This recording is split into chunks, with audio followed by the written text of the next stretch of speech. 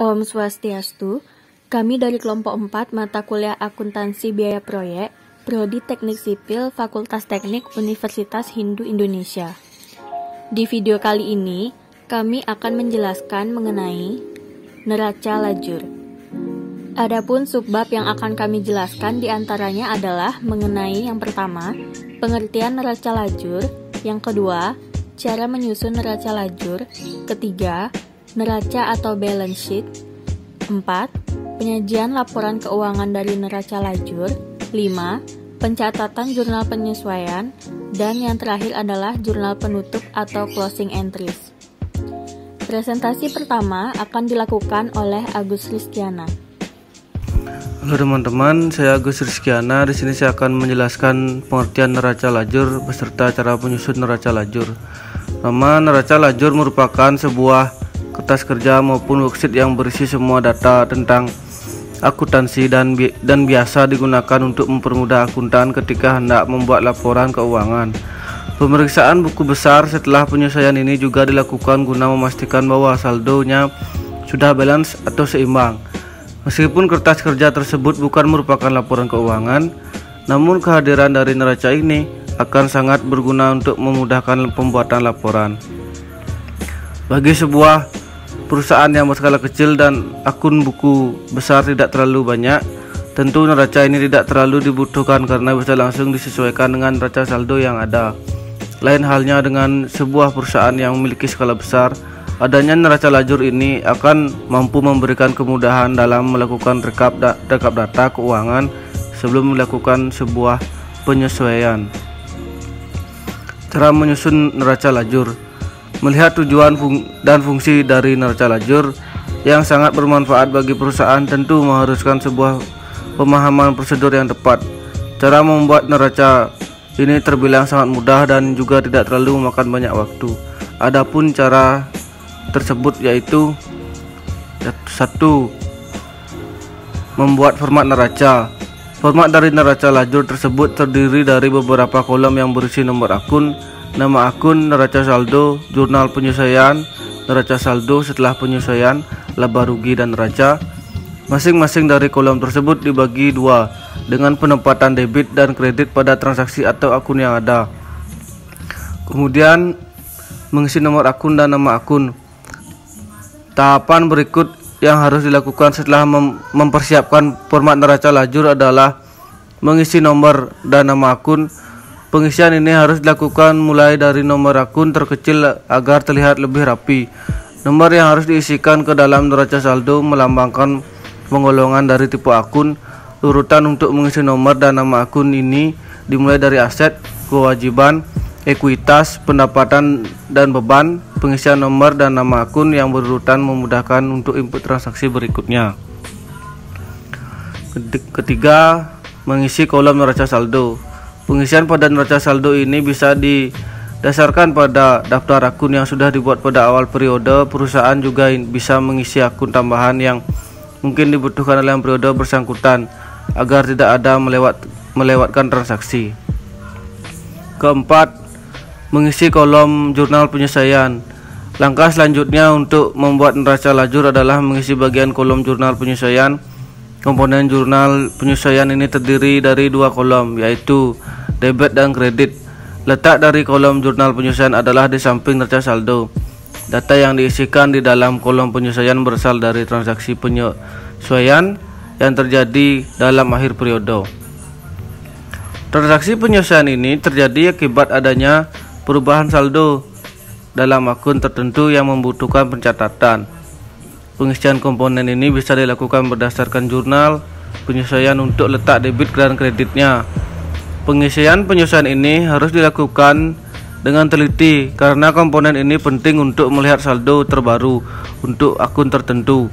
Salah satunya adalah pembuatan akumulasi penyusutan. Yang kelima, menambahkan nominal pada neraca saldo setelah penyusunan. Komponen berikut yang ada dalam neraca lajur adalah nominal pada neraca saldo setelah penyesuaian. Perhitungannya dilakukan dengan mengakumulasikan neraca dan jurnal penyesuaian untuk mengetahui saldo terbaru secara keseluruhan. Pada saat menambahkan nominal neraca saldo, setelah penyesuaian ini tidak semua akun mengalami perubahan. Saldo yang mengalami perubahan hanya berkaitan pada transaksi dalam jurnal penyesuaian saja. Neraca saldo setelah penyesuaian berguna untuk mengetahui nominal terbaru dari setiap akun secara keseluruhan. Pastikan bahwa nominal yang dimasukkan sudah benar agar pada akhir perhitungan saldonya akan tetap seimbang. Kemudian keenam, mengisi kolom laba rugi. Kolom selanjutnya yang harus diisikan di dalam neraca lajur adalah komponen laba rugi. Jenis akun yang harus dimasukkan ke dalam laporan laba rugi adalah akun real. Saldo dari akun tersebut diperoleh dari nominal secara yang sudah disesuaikan. Jenis akun lain yang dimasukkan di dalam kolom laba rugi adalah pendapatan dan beban perusahaan. Pendapatan ini diperoleh transaksi yang berhubungan dengan pemasukan perusahaan dari kegiatan operasional termasuk penjualan. Kemudian yang terakhir, mengisi kolom neraca. Komponen terakhir yang harus diisikan adalah kolom neraca sesuai dengan saldo terbaru. Kolom neraca ini diisikan dengan akun nominal yang terdiri dari aset, kewajiban, dan ekuitas. Saldo yang akan diisikan ke dalam komponen ini berasal dari neraca saldo yang sudah disesuaikan. Kolom debit pada bagian neraca diisikan dengan akun debit kecuali yang bersaksi kontrak seperti akumulasi penyusutan dan cabang kerugian piutang. Sementara kolom kredit digunakan untuk mengisi saldo, kewajiban, dan ekuitas perusahaan.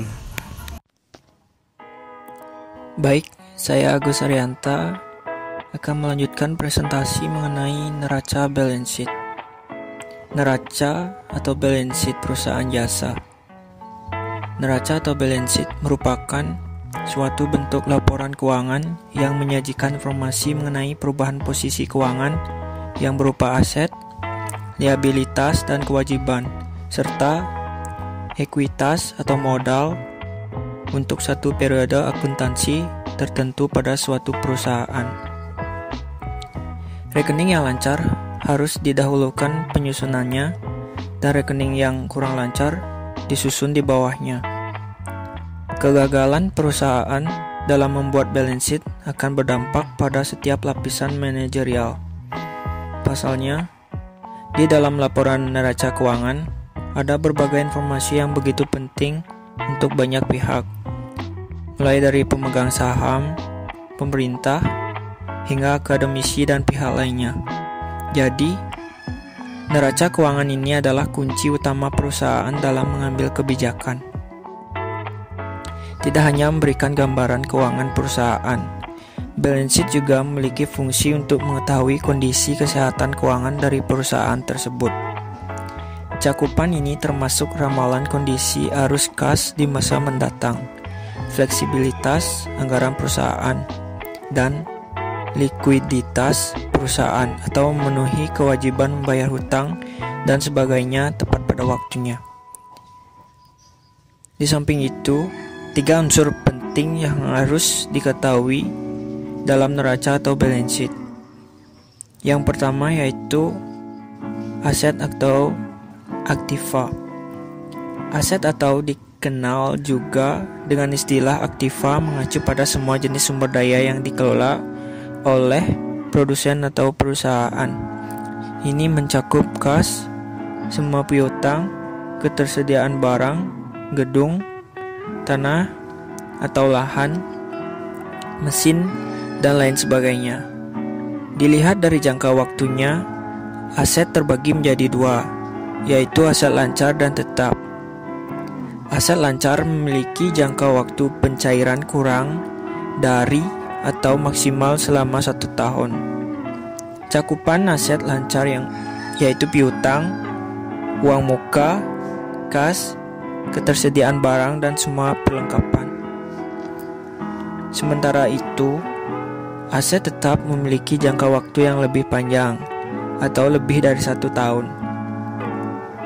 Aset tetap tidak untuk diperjualbelikan dan dibeli guna membantu kelancaran operasional. Jadi, aset ini memiliki daya guna yang dibutuhkan oleh perusahaan. Kemudian neraca yang kedua yaitu liabilitas atau pasifa atau kewajiban. Unsur berikutnya adalah kewajiban atau disebut juga pasifa.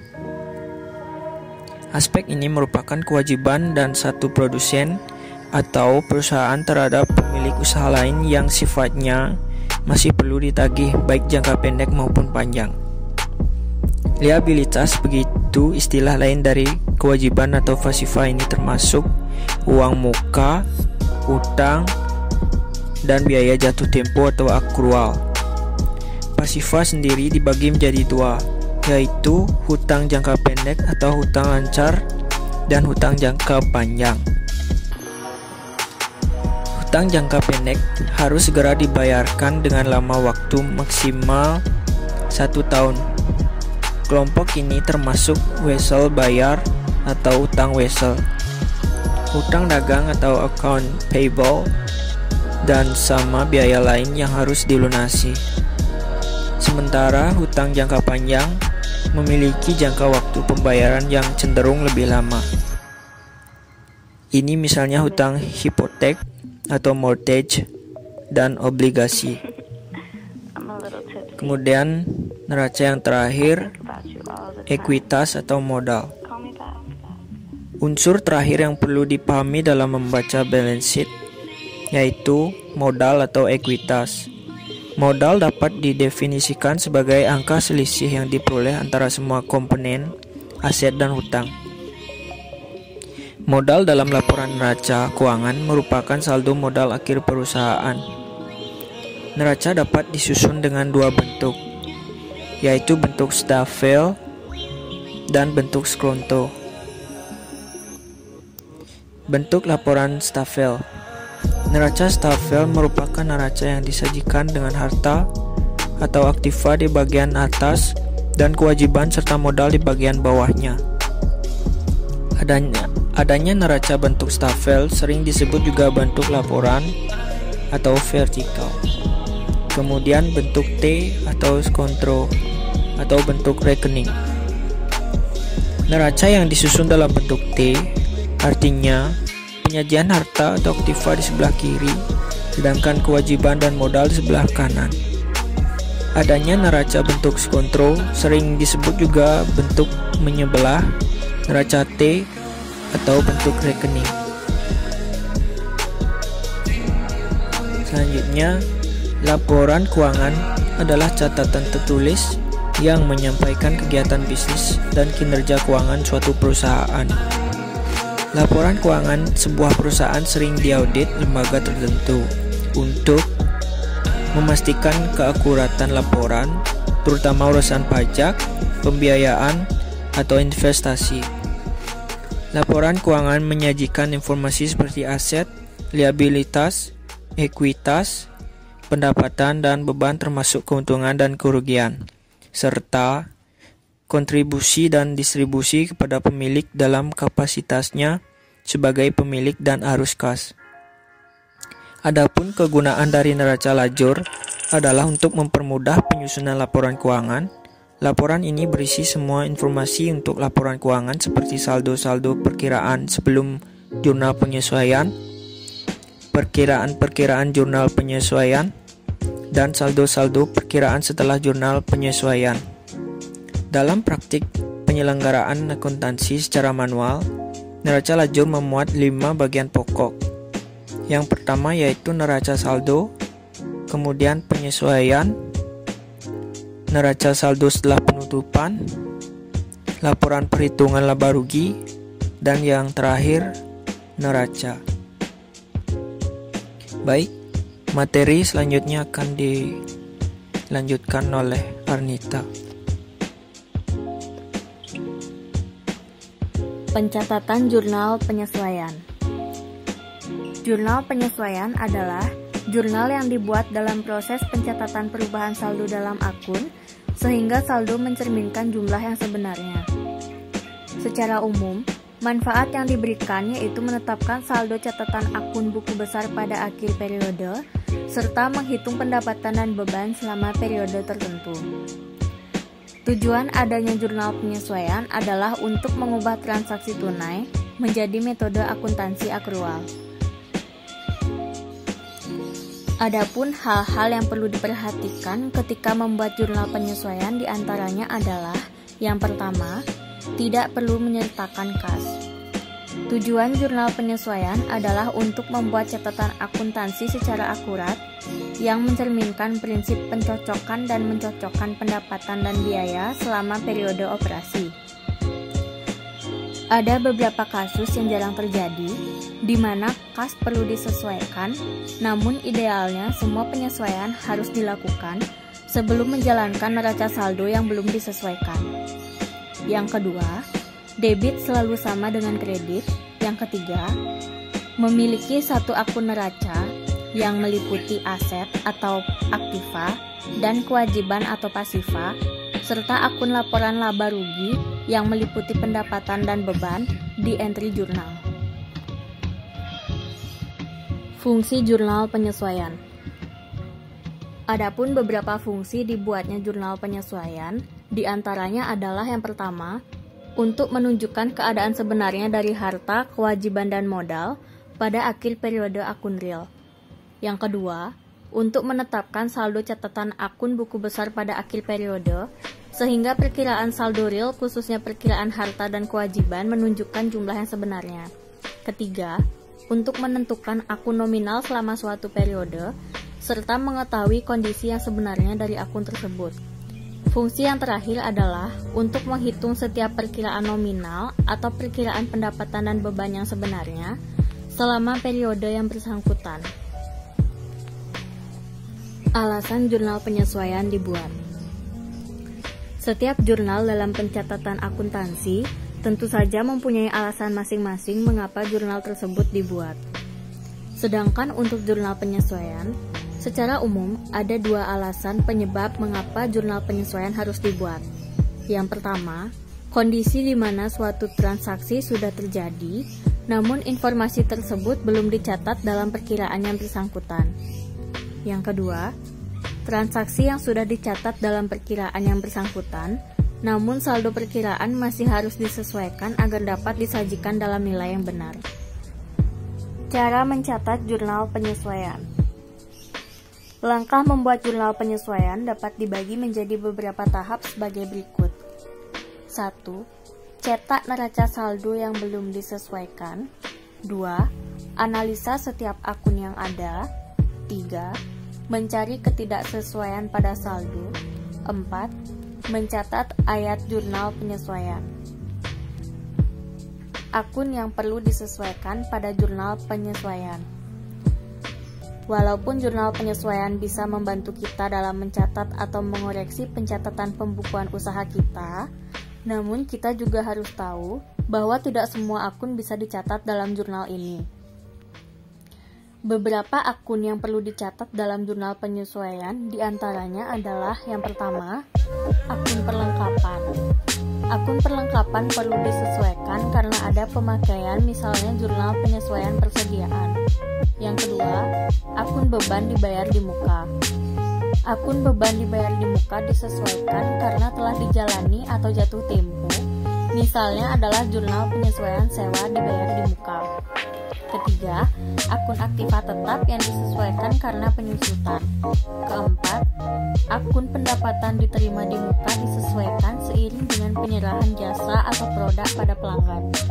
5. Akun pendapatan disesuaikan karena ada yang belum diperhitungkan atau belum menjadi pendapatan. 6. Akun beban disesuaikan seiring dengan penyerahan produk pada pelanggan. Sebelum masuk ke penjelasan mengenai contoh dari jurnal penyesuaian, kita harus lebih dulu paham perbedaan antara debit dan kredit. Berikut adalah beberapa perbedaan debit dan kredit dalam akuntansi. Yang pertama, debit mengacu pada sisi kiri akun buku besar, sementara kredit berada pada sisi kanan akun buku besar. Dalam rekening penerima akan tercatat dalam akun debit, sementara pemberi dalam akun kredit. Yang kedua, seluruh transaksi keuangan yang masuk, maka artinya masuk dalam akun debit pada neraca.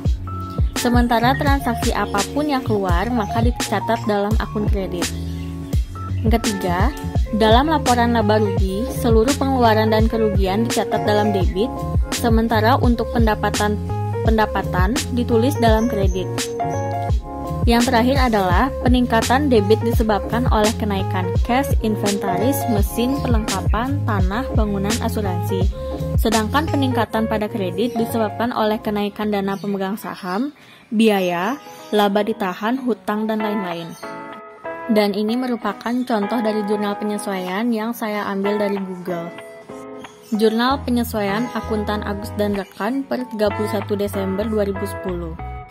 Tanggal 31 Desember 2010 pada kolom keterangan debit diberi beban sewa sebesar 10 juta rupiah.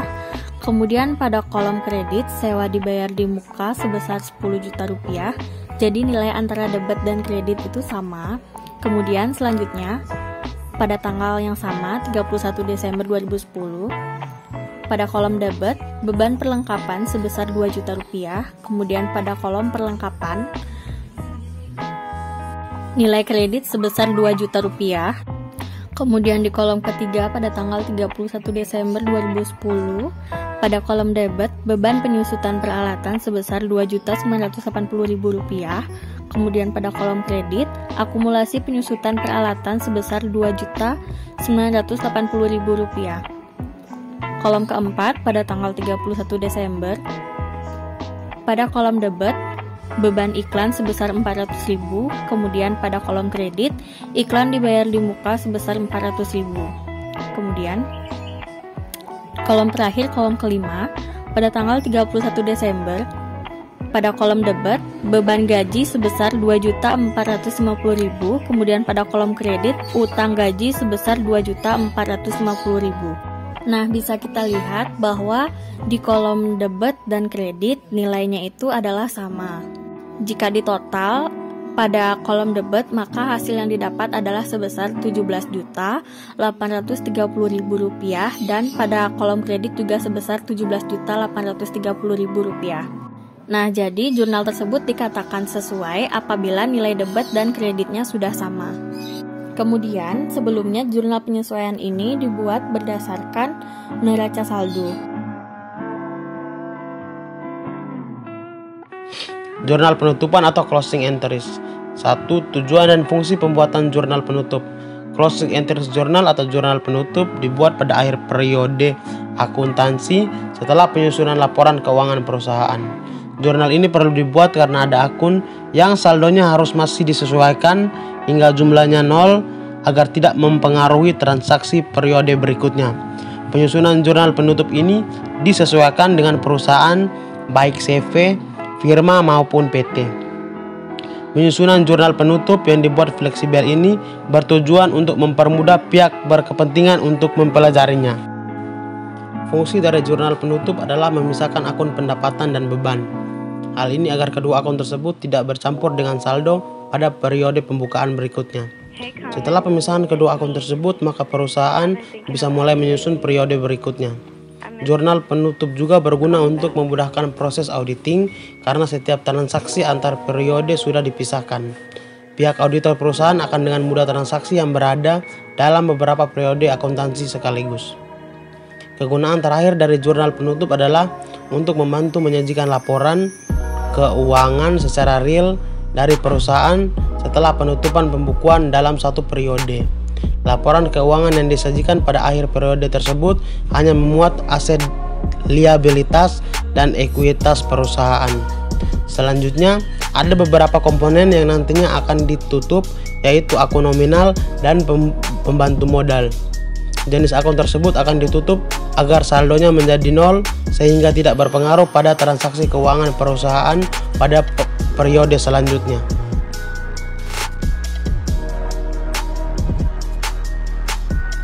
2. Cara membuat jurnal penutup.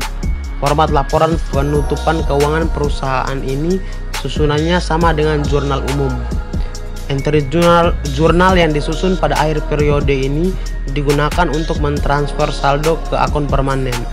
Saldo yang ditransfer tersebut berasal dari akun nominal di dalam buku besar.